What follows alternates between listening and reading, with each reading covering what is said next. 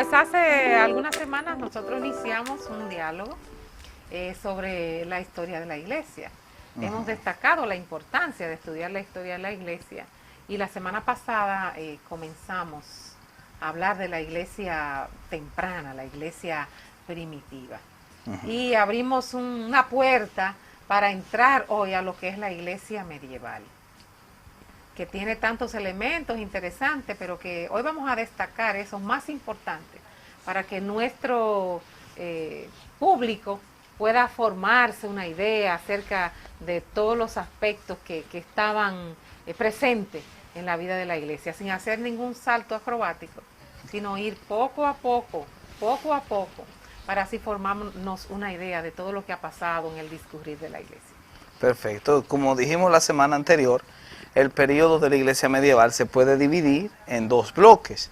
El primer bloque tiene que ver con la iglesia de la Alta Edad Media, y luego entonces tenemos el segundo periodo, que es el de la iglesia de la Baja Edad Media. El primer periodo abarca de los siglos IV al siglo IX, y el segundo periodo abarca del siglo IX al siglo XIV. En ese punto estamos prácticamente abarcando unos 1200 o unos 1300 años de historia, que es lo que precisamente dura la Edad Media. Ahora, si nosotros vamos a segmentarlo en esos dos bloques, tenemos que hacerle una atención adecuada a cada uno. Y en el primer bloque obviamente tenemos 4 puntos principales, que son el desarrollo de lo que son los padres de la iglesia, que surgen precisamente en ese periodo, el destacar lo que es el Edicto de Milán, que es uno de los puntos claves que da inicio a la historia de la iglesia medieval, los concilios, obviamente que fueron tan importantes para su desarrollo, y la revolución monástica, que al final incluye después el desarrollo del papado.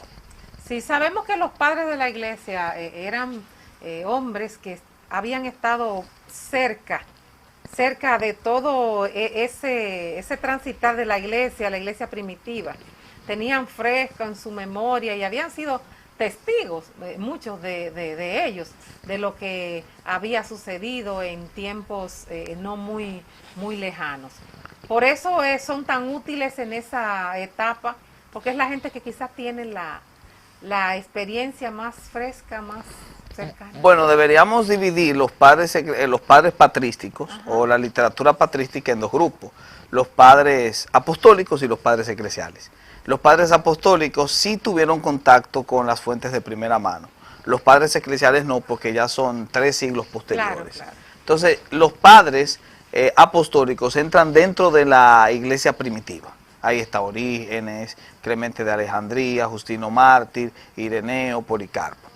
Pero ya los padres eclesiales, que sí son medievales y se consideran padres postnicenos, porque son posteriores al concilio de Nicea, son los padres que se dividen en los de Oriente y los de Occidente. Ahí tenemos a San Agustín de Hipona, a Juan Crisóstomo, a Teodoro de Mopsuestia, a Eusebio de Cesarea, al mismo Jerónimo, que tradujo la Vulgata, y Ambrosio de Milán. Esos padres eclesiales son padres postnicenos porque vivieron ya plenamente en la época medieval, distinto a los otros que eran padres prenicenos, que vivieron precisamente en la época primitiva y que casi todos murieron mártires. Sí, cercano a ellos. Sí, estamos hablando ya después del siglo IV.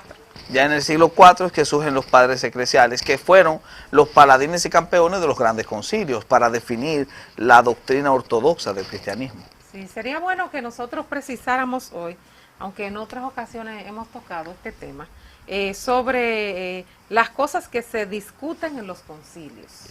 Nosotros podríamos pensar en el de Nicea, el de Calcedonia, estos concilios que están ahí cerca y que definen momentos y ideas cruciales para la historia de la iglesia. Precisamente es bueno siempre destacar 4 concilios. Fueron muchos concilios, en 500 años se celebraron más de 300 o 400 concilios, pero los 5 concilios más recordados, los 4 concilios, vamos a tomar 4 solamente, son el de Nicea, el primer concilio de Nicea, porque hubo un segundo concilio de Nicea, pero el primer concilio de Nicea, que es el primero de todos, en el 321. Luego tenemos también el concilio de Éfeso, en el 421. Tenemos también el concilio de Calcedonia, que es uno de los últimos, y hay un concilio en Constantinopla, el concilio de Constantinopla, que es 60 años posterior al concilio de Nicea. En el primero, en el de Nicea, se discute la divinidad de Cristo. El campeón en este concilio es Atanasio, quien combate la herejía del arrianismo, que negaba la idea de que Jesús fuese Dios. En ese concilio se demuestra cuán distanciado está el arrianismo de la Biblia, cuán distanciado está la idea de que Jesús no es Dios, de la ortodoxia cristiana, que siempre ha considerado a Cristo como divino. En el concilio de Constantinopla se recalcó la divinidad y personalidad del Espíritu Santo, porque también se discutía si el Espíritu Santo era una persona o una fuerza. Sí, en el concilio de Constantinopla eso se aclaró, que era una persona, no una fuerza. Luego tenemos el concilio de Éfeso, en el que se discute si la salvación es por gracia o basada en las obras. En ese concilio el campeón es San Agustín, que se enfrenta al pelagianismo, en ese momento, que negaba la idea de que el hombre se salvase por la gracia solamente. Por eso se le llama el doctor de la gracia. El doctor de la gracia y el campeón en el concilio de Éfeso, del 431. Y por último, en el concilio de Calcedonia, se debe contemplar como una extensión del concilio de Nicea. Porque si en el de Nicea quedó claro que Jesús es Dios, en el de Calcedonia se explicó cuánto de Dios hay en Jesús.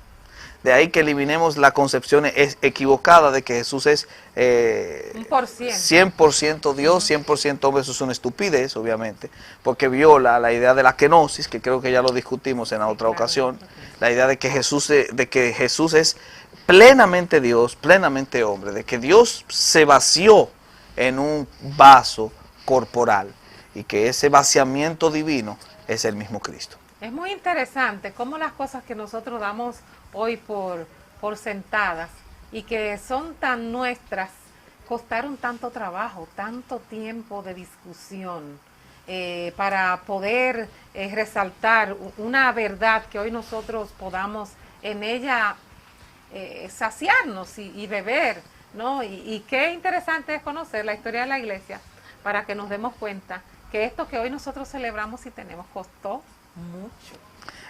Y precisamente porque costó mucho es que se valora tanto.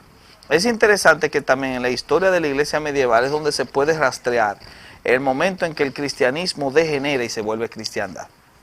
Sí. O sea, cuando el cristianismo deja de ser cristianismo y se vuelve cristiandad, es en el momento en que el cristianismo se casa con el Estado. El edicto de Milán en este caso juega un papel importante, porque en el 313, cuando Constantino firma el edicto de Milán, permite que la religión cristiana, si se le puede llamar religión, que el cristianismo se convierte en la religión oficial del Estado. Al ser la religión oficial del Estado, Constantino abre la puerta para que el cristianismo se permee con el paganismo. Y el resultado de la mezcla sincrética será el catolicismo apostólico romano.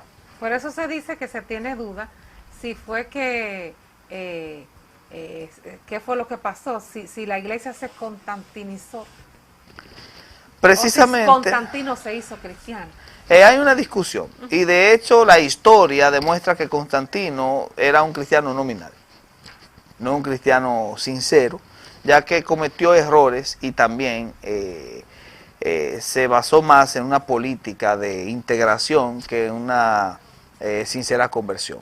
Incluso llegó a matar a su propio hijo después, y mató a su esposa después de su supuesta conversión. Y renegó el bautismo hasta el último día, el día en que se iba a morir, que es cuando acepta que lo bautice un obispo arriano, ni siquiera un obispo cristiano ortodoxo, un obispo que negaba la divinidad de Cristo. Entonces, en ese sentido, la conversión de Constantino debe verse más como un ardid político, más bien que como una sincera entrega de una persona que ha sido convencida por el espíritu de sus pecados. O sea, cualquiera tenía la licencia de decir, soy cristiano, puesto que había ese matrimonio tan... Lo que posiblemente diría Adrián Rogers, la iglesia se llenó de paganos bautizados. Muchos paganos bautizados comienzan a introducir ritos en las congregaciones. La liturgia que se va formando es una liturgia que tiene una housía o esencia cristiana, pero los ropajes son paganos, o al revés quizás, una esencia pagana con ropajes cristianos. Entonces tenemos una iglesia totalmente separada del dogma cristiano y enfatizando falsos dogmas o doctrinas incorrectas que al final degeneran en toda una institución que obviamente se corrompe a sí misma. Con un baño de cristianismo. con un paño de cristianismo. ¿No le parece que uno siente por momentos como que Constantino regresó a aquella época? Puede ser que sí. Cuando hay tantas cosas en el mundo cristiano. Lo interesante sería ver la reacción de los cristianos actuales ante la nueva constantinización de la iglesia en este caso. Lo interesante del caso es que las congregaciones antiguas, los cristianos antiguos respondieron, reaccionaron ante esa estatalización de la iglesia. Y una de las primeras reacciones fue el monasticismo. Muchísimos cristianos dijeron, yo no voy a ser parte de una iglesia que se está corrompiendo, que se está casando con el Estado, por lo tanto me voy al desierto. Y ahí surgieron los ermitaños, los eremitas o ascetas, que hoy en día nosotros llamamos monjes. Fíjese qué interesante que siempre la historia de la iglesia nos presenta ese resurgir de nuevas ideas, de renovación, de mejorar, aunque quizás eso mismo más adelante se va a corromper.